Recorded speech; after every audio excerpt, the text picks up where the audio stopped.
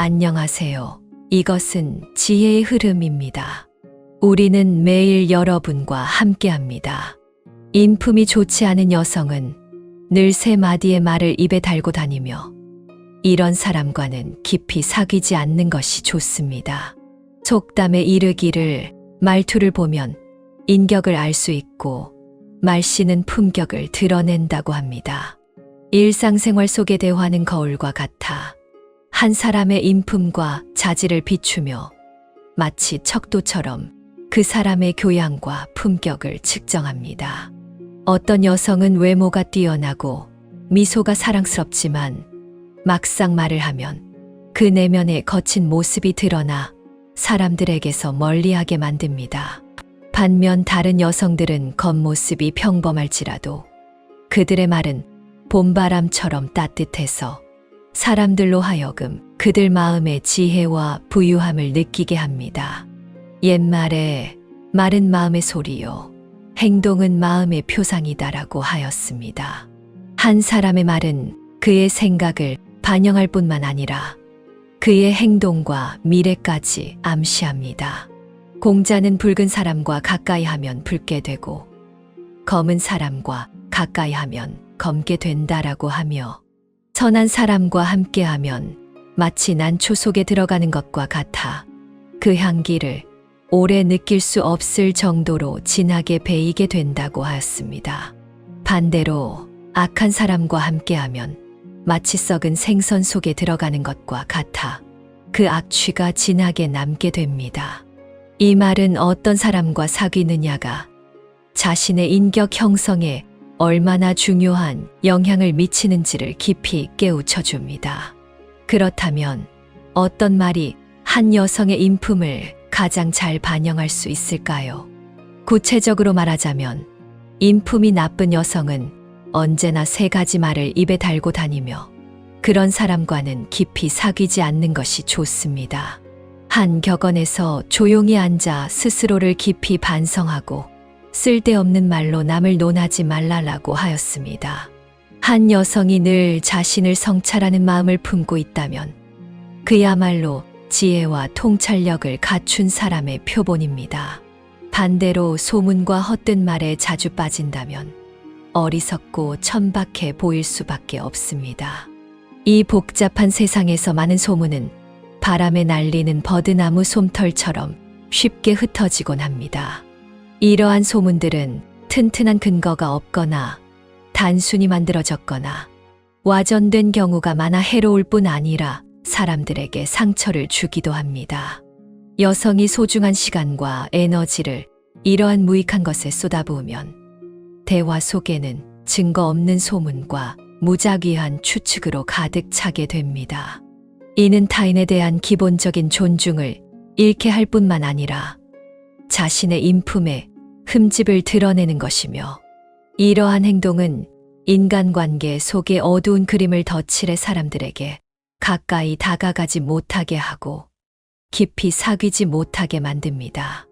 더욱 심각한 것은 장기간에 걸쳐 소문을 퍼뜨리다 보면 한 사람의 판단력과 양심을 서서히 부식시킨다는 점입니다. 생각 없이 반복되는 강말들이 마음속에서 뿌리를 내리고 자라나 점점 상처와 험담의 길로 이끌어 사람을 그 길로 끌어들이며 끝내 헤어날 수 없게 합니다. 또한 남을 헐뜯고 비방하는 습관은 객관적이고 공정한 시각을 잃게 만들며 사실에 기반한 용기를 잃게 만듭니다.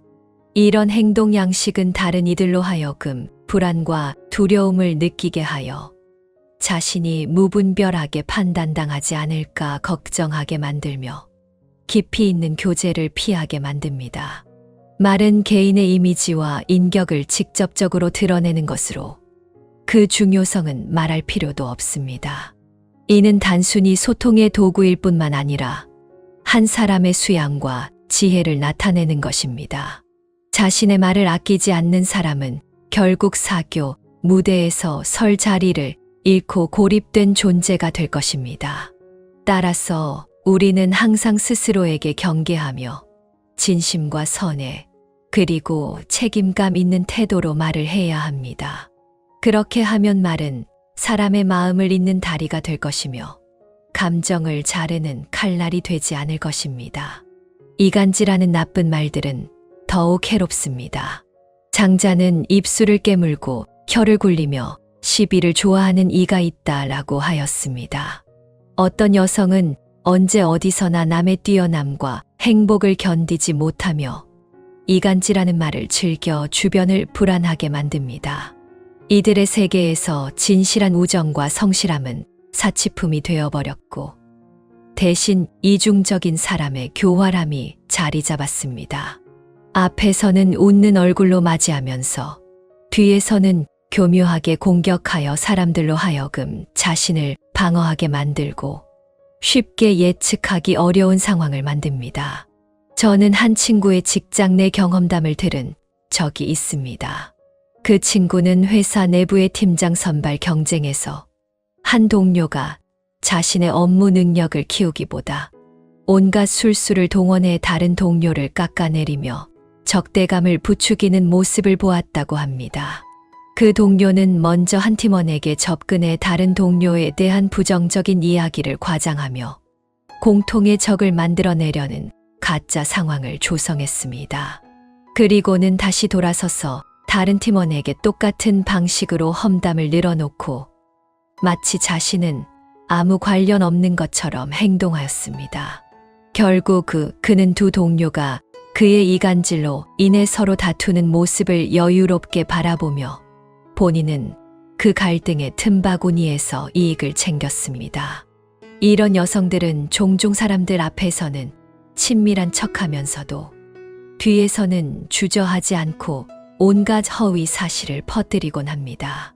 대학교의 고전 속 구절을 빌리자면 진실된 사람은 자신을 다스리고 행동이 바깥에 드러난다. 현실을 돌아보면 진정으로 사귈 가치가 있는 여성들은 언제나 말과 행동이 일치하며 빛나고 당당하게 처신하고 헛소문을 퍼뜨리며 즐기지 않습니다. 따라서 이런 이중적인 사람을 알아차린다면 지혜로운 선택은 신속히 관계를 끊고 떠나 불필요한 소문에 휘말리지 않도록 하는 것입니다. 섬세함이 없는 애매한 행동에 대해서는 작가 주국평이 섬세함은 성숙한 사랑의 표식이며 인간관계에서는 반드시 필요한 거리를 지킬 줄 알아야 한다고 했습니다. 이성과의 관계에서 필요한 경계를 잃고 과도한 관심과 의존을 쏟으며 적절하지 않은 주제에 아니오라고 말할 줄 모른다면 결혼의 항로가 빗나가며 알 수 없는 위험으로 향할 수 있습니다. 물론 여성이 이성 친구를 갖는 것은 매우 자연스러운 일이지만 중요한 것은 대화의 경계를 어떻게 지키느냐입니다. 무심코 우정의 선을 넘어서는 일은 피해야 합니다. 한 드라마의 여성 캐릭터가 이러한 현상을 생생히 보여주었습니다. 그녀는 연인과의 갈등 속에서 연인과 솔직히 대화하는 대신 새로 만난 남성 친구에게 고민을 털어놓았습니다. 그 친구의 다정한 위로에 그녀는 은연중에 호감을 표현하고 대화가 애매한 분위기로 흘러가도록 두었습니다. 이 사실이 연인에게 알려지자 그녀는 그저 가벼운 대화일 뿐이라고 넘겼지만 이는 이미 결혼의 금이 가기 시작한 신호였습니다. 그 후 그녀는 다른 남성들과도 친밀한 말투로 대하며 이에 대해 제지하기는커녕 오히려 부부 사이의 은밀한 이야기를 공유하기까지 했습니다. 이러한 행동들은 마치 도미노처럼 한 번 시작되면 멈출 수 없으며 결국 감정의 배신과 결혼의 파탄으로 이어졌습니다. 그러나 그녀는 이로부터 교훈을 얻지 못하고 여전히 자신만의 길을 고집하며 말을 함부로 했고 결과적으로는 사람들에게 진심을 얻지 못하게 되었습니다. 이는 여성들이 이성과의 관계에서 반드시 지켜야 할 도덕적 경계에 관한 이야기입니다. 대화에서 섬세함을 잃지 말고 경솔하게 애매한 영역에 발을 들이지 말아야 합니다. 왜냐하면 한 번 말이 나오면 물을 엎는 것과 같아 다시 되돌릴 수 없으며 죄 없는 사람들을 다치게 할 수 있을 뿐만 아니라 자신을 깊은 구렁으로 몰아넣을 수도 있기 때문입니다. 언제나 분명한 경계를 유지하고 신중하게 말을 선택하는 것은 자기 자신을 존중하고 타인에게 책임을 다하는 태도입니다. 이렇게 해야 복잡한 인간관계 속에서도 자신의 감정 세계를 잘 지켜 진정한 행복과 평안을 얻을 수 있습니다. 결론적으로 말은 곧 사람이자 도입니다. 말은 단순히 내면의 반응이 아니라 인품의 표상입니다. 한 사람의 대화는 그의 자질과 성품을 드러냅니다. 근거 없는 소문을 퍼뜨리기 좋아하는 사람들은 피하십시오. 그들은 당신을 여론의 진흙탕으로 끌어들여 헤어날 수 없게 만들 것입니다. 이간질하는 두 얼굴을 가진 사람들과도 멀리 하십시오. 그들은 언제든지 뒤에서 비수를 꽂아 당신을 방심하게 만들고 불시에 당황하게 할 것입니다. 또한 경계를 모르는 애매한 대화를 즐기는 사람들과도 멀리 하십시오. 그들은 당신을 불필요한 오해와 문제에 빠뜨려 당신의 명예와 인간관계를 해칠 수 있습니다. 우리는 친구를 선택하는 법을 배워야 합니다. 말과 행동이 일치하고 품성이 올바른 사람을 선택하십시오. 선하고 진실한 사람들과 함께 하십시오. 이러한 선택은 우리에게 더 많은 따스함과 아름다움을 느끼게 해줄 뿐만 아니라 우리의 인생을 더욱 풍요롭고 행복하게 만들어 줄 것입니다. 남은 인생 동안 우리 모두가 진실되게 사람을 대하고 수양하며 마주하는 모든 것이 아름답고 따스하기를 바랍니다. 말 속에 끝없는 선의와 지혜가 흘러나와 다른 사람들에게 아름다운 존재가 되기를 바랍니다. 56살 여성이 남사친과 함께 여행을 다녀왔고 일주일 동안 함께 지냈는데 그로 인해 결혼이 파탄났고 정말 후회한다고 합니다. 저는 성희랑 씨이며 현재 부산에서 살고 있고 올해 56살입니다. 50살의 직장에서 퇴직한 후 저는 스스로 좋아하는 일을 하며 그동안 이루지 못한 꿈을 실현하고 싶었습니다. 그리고 그때 저는 어느 정도 이루었지만 이후 어떤 사건으로 인해 제 결혼 생활이 파탄나고 말았고 큰 후회를 남겼습니다. 퇴직하고 몇 년 동안은 친구들과 여행을 다니거나 광장춤을 추며 지냈습니다. 주로 같이 노는 사람들은 거의 모두 여성이었고 남자친구는 드물었습니다. 그래서 당시 남편도 제가 밖에 나가 노는 것에 대해 전혀 불안해하지 않았습니다. 누구와 놀든 여성이기만 하면 상관없었기에 저는 그 시절을 매우 즐겁게 보냈습니다. 하지만 반년 전 저는 정신이 나간 듯이 남사친과 함께 여행을 떠나 일주일 동안 같은 방에서 지냈습니다. 이 남사친은 결혼 전부터 알던 친구였으나 결혼 후에는 거의 연락이 없었습니다. 저는 그와의 관계가 그저 그렇게 끊어질 줄 알았습니다. 하지만 퇴직 후 그는 여러 번 저에게 연락해 저를 자주 불러냈지만 저는 나가지 않았습니다. 남편의 감정을 고려하기도 했고 제가 그와 노는 것을 남편이 알게 되면 화를 내거나 질투할까 봐서 그는 저를 여러 번 불렀지만 매번 거절했습니다. 그러나 여러 차례 거절하다 보니 저도 미안한 마음이 들어 가끔 몰래 만나기도 했지만 비교적 드문 일이었고 남편도 눈치채지 못했습니다. 반년 전 저는 원래 몇몇 자매들과 친구들과 함께 여행을 가려 했습니다. 그런데 그때 마침 남사친이 전화를 걸어 함께 부산에 가자고 제안했으며 게다가 저를 초대하겠다고 했습니다. 그의 말을 들었을 때 저는 가슴이 설레었습니다. 저는 한 번도 부산에 가본 적이 없었고 항상 가보고 싶었지만 기회가 없었고 돈도 충분하지 않았습니다. 평소에는 가까운 곳에만 갔기 때문에 남사친이 부산에 가자고 초대하자 저는 감정을 억제할 수 없었고 결국 함께 가기로 했습니다. 우리와 함께 부산에 간 사람들도 몇몇 있었는데 모두 남사친이 아는 사람들이었고 남녀가 섞여 있었습니다.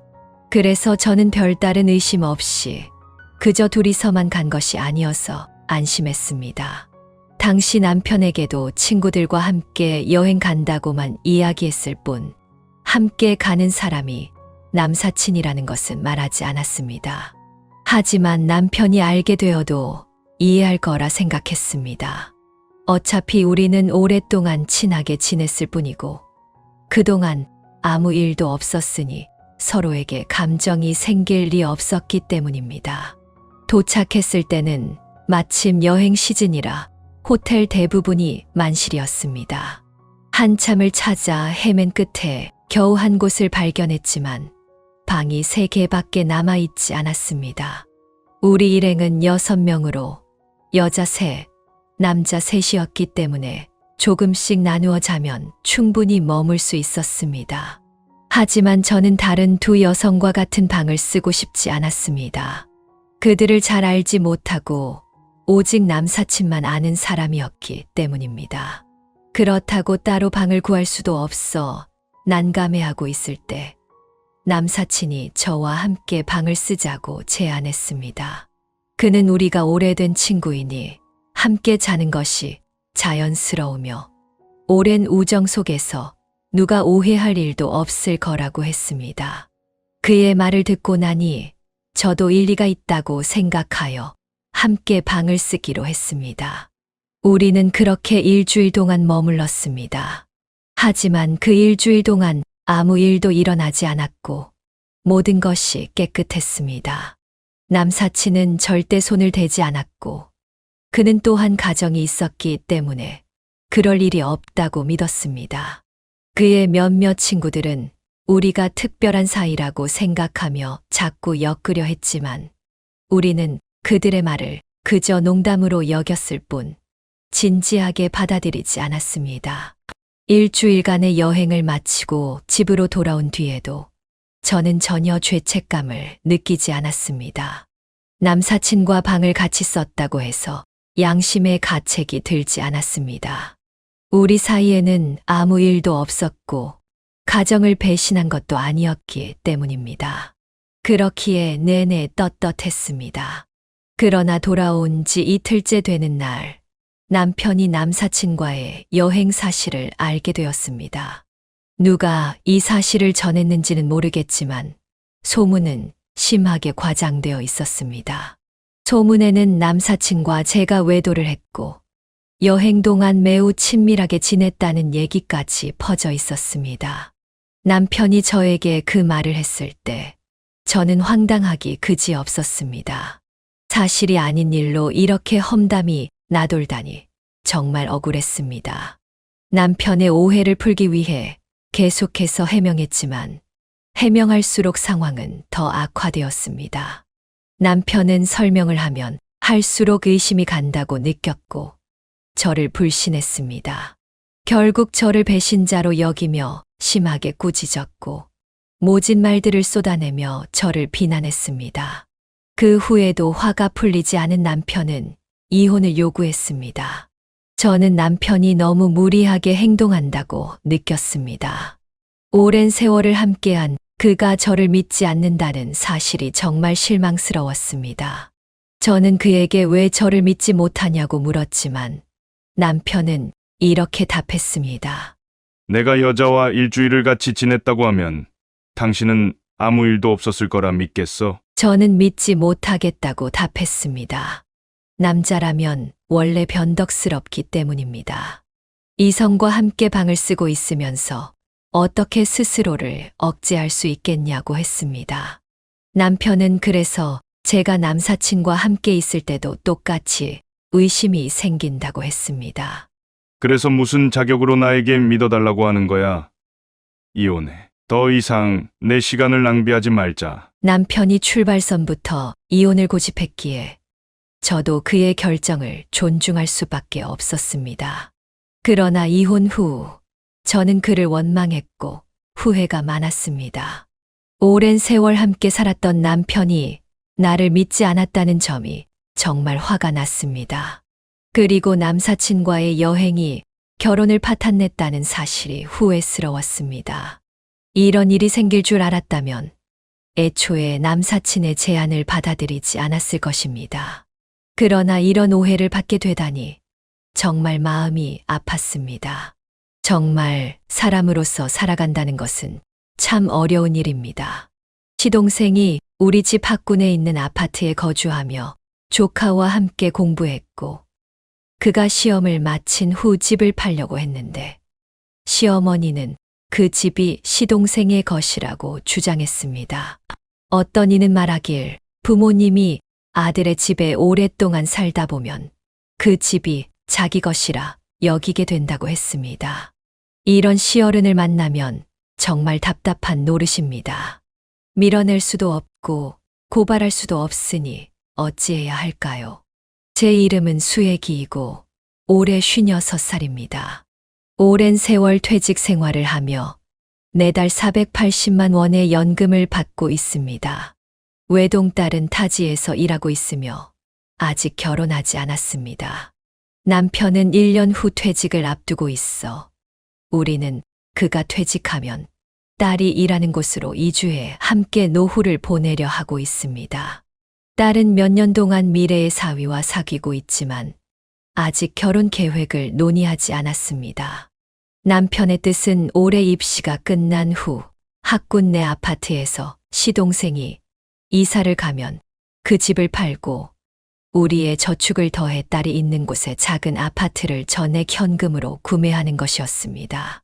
그 아파트는 딸 명의로 하거나 우리 부부의 명의로 해두고 남편이 정식으로 퇴직한 후에는 우리가 거주 중인 집도 팔아 노후 자금을 확보하는 계획이었습니다. 모든 것이 계획대로 순조롭게 진행되고 있었습니다. 시동생의 아들도 대학 입시 결과가 나오고 지원서도 모두 제출한 상황에서 남편이 중개업체를 통해 아파트를 매물로 내놓았습니다. 그러나 시어머니는 그 아파트에 살고 계시며 이것이 자신의 노후 자금이라며 이사를 나가지 않겠다고 고집하셨습니다. 시어머니에게는 아들이 둘뿐이었고 시아버지가 살아계실 때도 시동생을 편애하셨습니다. 예로부터 부모는 하늘과 같아 자녀를 차별하지 않아야 한다는 말이 있듯이 자녀에 대한 차별은 금기시되는 일입니다. 남편은 시동생보다 10살이 많아 시동생을 등에 업고 키웠습니다. 시아버지와 시어머니는 시동생을 유난히 아끼셨고 저는 딸이 어렸을 때 이미 그들의 편애를 느꼈습니다. 딸이 시동생의 간식을 먹지 못하게 하자 시동생과 다툼이 일어났지만 시어머니는 다 큰 시동생을 나무라기보다는 오히려 우리 딸의 가정 교육이 잘못됐다고 지적했습니다. 그때 저는 시부모님의 극단적인 편애를 실감했습니다. 나중에 시동생이 결혼했을 때 시부모님은 우리 남편에게 5만 원을 무상으로 지원해 시동생의 집을 사도록 요구했습니다. 남편은 자신이 어린 시동생을 키우다시피 했으니 아들처럼 생각한다고 말했습니다. 남편은 오랫동안 현장에서 힘든 작업을 했고 돈을 버는 일이 쉽지 않았지만 그 마음을 이해했습니다. 제가 일을 막으면 형제 간의 우애가 손상될 뿐만 아니라 부부 사이도 악화될 수 있기에 막지 않았습니다. 시동생에게 아들이 생긴 후 시부모님의 편애는 더욱 심해졌고 명절마다 시동생의 아들에게 큰돈의 세뱃돈을 주셨습니다. 우리 집은 경제적으로 여유가 있었기에 굳이 시동생과 다툴 필요가 없다고 여겼습니다. 그렇기에 시부모님이 즐거워하신다면 그에 따르기로 했습니다. 그러나 시어머니는 저 모르게 남편에게 매년 시동생의 아들에게 수십만 원의 용돈을 주게 하셨고 그 이유는 우리 남편이 돈을 잘 벌기 때문이라는 것이었습니다. 이러한 시어머니의 편애를 보며 저는 많은 것을 시어머니께 말하지 않게 되었습니다. 남편은 현장에서 일하고 있었고 집안일은 제가 관리했습니다. 딸이 중학교에 입학했을 때 저는 시내에 있는 명문 고등학교 근처의 학군 내 아파트를 구입해 딸이 고등학교 3년 동안 함께 지낼 계획이 있었습니다. 미래에는 이 아파트를 임대할 수도 있으니 투자의 가치가 있을 것이라 판단했습니다. 남편에게 대략적으로만 이야기했지만 그는 제 결정을 믿고 맡겼습니다. 그렇게 저는 일찍이 아파트를 전액 현금으로 구입했고 제 명의로 해두었습니다. 당시에는 큰 생각 없이 했던 일이었고 저와 남편이 부부이기에 명의가 누구든 우리 공동 재산이라는 생각이었습니다. 딸이 고등학교에 다닐 때 시아버지가 돌아가셨고 시어머니는 모든 재산을 시동생에게만 물려주려 하셨습니다. 남편은 가족 회의를 열어야 한다고 했지만 결국 남편에게 부모님의 모든 재산을 포기하도록 서명하게 만드셨습니다. 그리하여 시어머니는 그들 명의의 집을 시동생 명의로 직접 넘기고 가정의 모든 저축도 시동생에게 주었습니다. 남편은 오로지 자신의 연금만 가지고 있었습니다. 저는 화가 났지만 남편을 곤란하게 하고 싶지 않았기에 아무 말도 하지 않고 남편을 위로하며 스스로 더 편안하게 지내자고 설득했습니다. 남편은 50살이 되어 현장에서 본부로 발령이 났고 현장 수당이 없어지면서 수입이 크게 줄었습니다. 그러나 시어머니와 시동생은 여전히 남편이 돈을 많이 번다고 여겼고 시어머니가 병원에서 수술을 받으셨을 때 보험이 적용되지 않는 비용을 우리 집에서 전액 부담하라고 요구하셨습니다.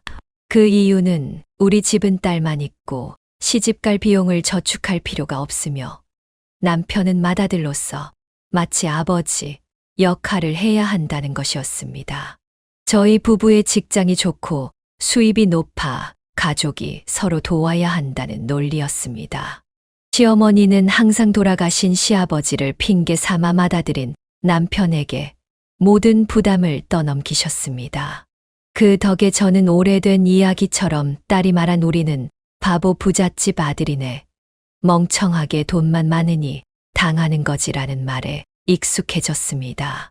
딸이 대학에 입학할 때는 집값이 상승하고 있던 시기였습니다. 저는 학군 내 아파트를 팔아 현금을 확보하자고 제안했습니다. 남편은 오랫동안 고민한 끝에 그 집을 팔지 말자고 했습니다.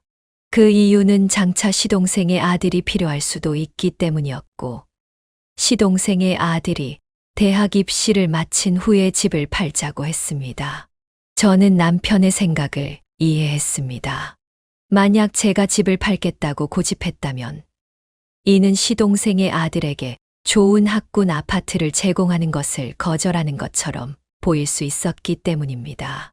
가정의 평화를 우선시하고자 우리는 우선 집을 몇 년간 임대하기로 했고 시동생의 아들이 고등학교에 다니는 동안 3년 동안 그들에게 빌려주기로 했습니다.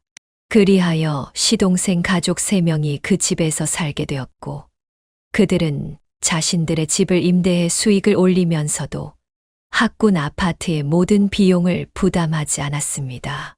매년 남편이 관리비와 난방비를 내야 했고 시동생은 물을 사용할 때마다 남편에게 부탁해 그 비용을 대신 지불하게 했습니다. 이 문제를 이야기할 때마다 저는 화가 났지만 남편은 겨우 3년일 뿐이고 장남으로서 조금 손해를 보더라도 가족 간의 화목이 중요하다고 여겼습니다. 그러나 남편이 바랐던 화목한 대가족은 그의 기대대로 이루어지지 않았습니다. 고등학교 입시가 끝난 후 남편과 저는 집을 돌려받으러 갔지만 시동생은 아들의 대학 진학이 확정될 때까지 더 기다려달라고 했습니다. 남편은 반달 정도 기다릴 수 있으니 그동안 집을 중개업체에 매물로 내놓기로 했습니다. 다음 날 시어머니가 우리 집에 찾아와 문을 열자마자 저를 꾸짖으며 제가 형제 간의 불화를 조장하는 나쁜 여자라고 비난했습니다. 시어머니의 이런 태도를 보고 저는 그녀가 이 집을 차지하려는 의도가 있다는 것을 알게 되었습니다. 저는 남편과 시동생에게 전화를 걸어 둘 다 집으로 오라고 했고, 시간이 늦으면 경찰에 신고하겠다고 말했습니다. 그들이 도착했을 때 저는 방 안으로 들어가 있었고, 시어머니는 거실 바닥에 앉아 큰 소리로 우시며 집안에 이런 며느리가 있어 불행하다고 하셨습니다. 형제를 반목하게 한다고 크게 외치셨습니다. 이번에는 남편이 시어머니의 행동을 참지 않고 크게 소리쳐 그녀의 무리한 행동을 제지했습니다. 남편은 이 집을 가족의 정을 생각해 시동생에게 빌려준 것이라며, 그렇지 않았다면 진작에 팔았을 것이고 지금까지 기다리지도 않았을 거라고 말했습니다. 시어머니는 남편이 화를 내는 것을 한 번도 본 적이 없었고, 시동생 또한 남편이 이렇게 말하는 모습을 처음 보았습니다. 시동생은 바닥에 앉아 계신 시어머니를 부축하며 방에서 나오는 저를 보고 미안해하며 말했습니다. 형수님, 열흘만 더 주세요. 제가 정리하고 집을 비우겠습니다. 시어머니는 여전히 그 집이 자신의 것이라고 주장하며, 우리 집에는 딸밖에 없으니 집을 팔아도 그 돈이 딸을 돕는 데 쓰일 것이라고 하셨습니다. 남편은 밖에서 담배를 피우고 있었고, 시동생은 남편이 진심으로 화가 난 것을 보고 시어머니를 부축하여 집을 나갔습니다. 현실에서는 이기적이고 자기중심적인 사람들은 절대 반성하거나 상대방의 입장에서 생각하지 않습니다. 그들은 이익을 얻고도 불만을 표시하며 이득을 다 차지하고도 자신이 손해를 본 것처럼 여깁니다. 이는 바로 우리 시어머니와 시동생을 두고 하는 말입니다. 다행히도 우리 남편이 맹목적인 효심에 빠지지 않았기에 그나마 다행이었습니다. 그렇지 않았다면 이 상황이 어떻게 끝났을지 알 수 없었을 것입니다. 여러분, 제 남편이 잘 대처했는지 어떤가요? 오늘 이야기는 여기까지입니다. 봐주셔서 감사합니다. 오늘의 이야기가 여러분에게 조금이라도 감동을 주었기를 바랍니다. 아직 구독하지 않으신 분들은 구독 버튼을 눌러주시기 바랍니다. 그럼 저희가 매일 여러분과 함께 할 수 있으며 함께 성장하고 행복해지며 천천히 나이 들어가는 여정을 함께 할 수 있을 것입니다. 다음 시간에 또 만나요.